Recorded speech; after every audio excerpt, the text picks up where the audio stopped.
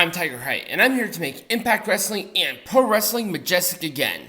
This is one of the weaker Impacts. It was kind of all over the place, and I think they know that they're not going to win, not this coming Sunday, but the Sunday after.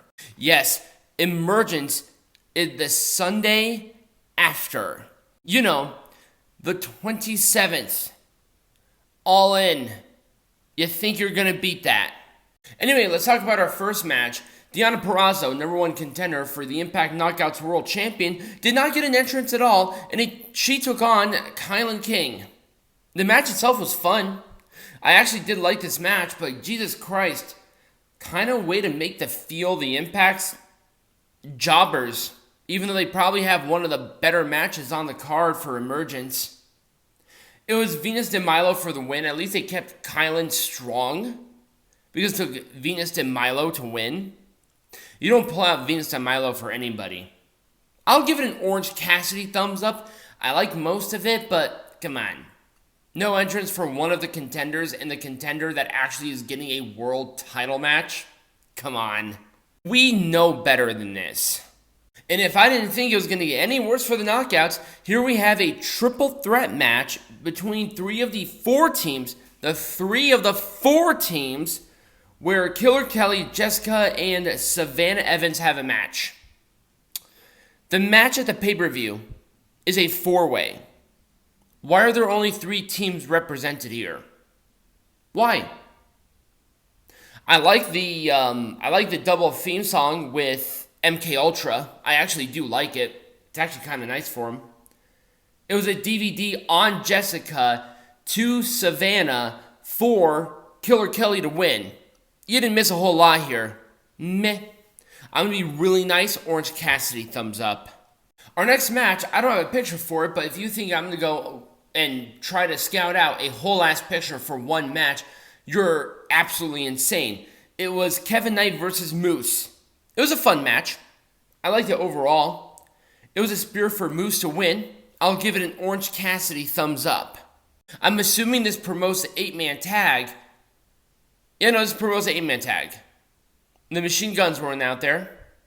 And I think Brian Meyer was the only one there for Moose, so way to actually promote the match itself. Jesus Christ. Up next was Khan taking on Eric Young. I like Eric Young's new theme song. It's actually kind of cool. It was a steel chair shot for the disqualification because Khan could not beat Eric Young, so Diener had to help him. Way to make the design look even worse than it does now. Why bother? No, seriously. Why bother with the design at this point? They're dead. That's it. The biggest guy in the group could not win, so it took the leader and the smallest dude to actually do it. And even then, the attack did not help, even with the antidote.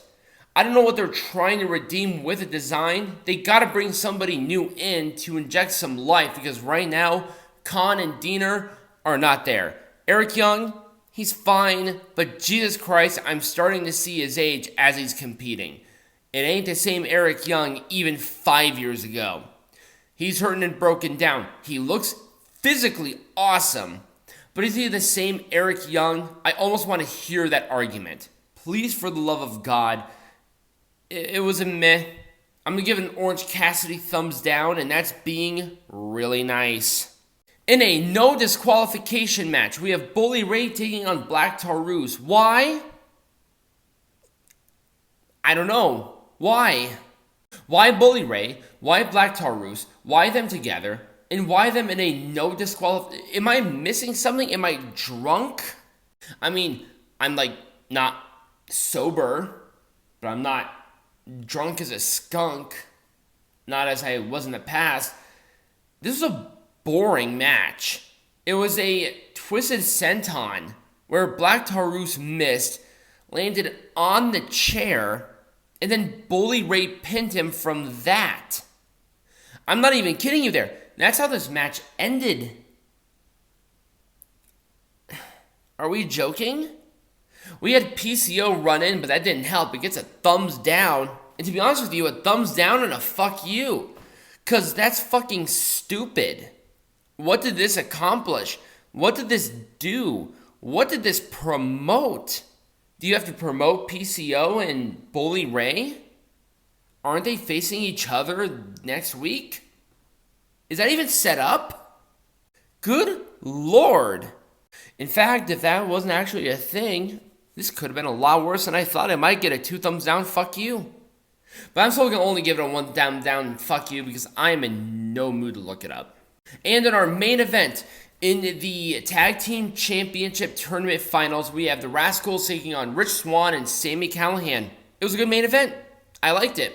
Great back and forth. Lots of great back and forth action. A lot of really great tandem offense with both teams, and both of them, and all 4 of them actually worked really well together. And it was a 1 fire flame for the Rascalz to win. Some shenanigans, but nothing too bad. I just really like this match. Thank God there was this nice little palate cleanser that gets a full thumbs up. This tournament, albeit short, was exactly what this entire division needed, but also the champions. It seemed like they were kind of lost there for a second. And I think this really injected a lot of life into it, and I am all for that. But that was Impact. What did you think about it? Leave it in the comments either down below in the description or right here next to me, depending on where you're watching this on. Become a patron. Also, get some hats and follow all of our channels and social medias. All of those links will either be down below in the description or in the bio if you're watching this on TikTok. And as always, be majestic. And before we go, I will not be covering Collision this next week. I am picking up Peanut Gallery and Mothership, so I will not have the opportunity to watch the show, and I will not be covering it on Monday because I will be starting off with Raw. So, do not expect Collision, and I'm still not going to be covering Dynamite. SmackDown, I still will, but neither of the AEW shows. But as always, be majestic.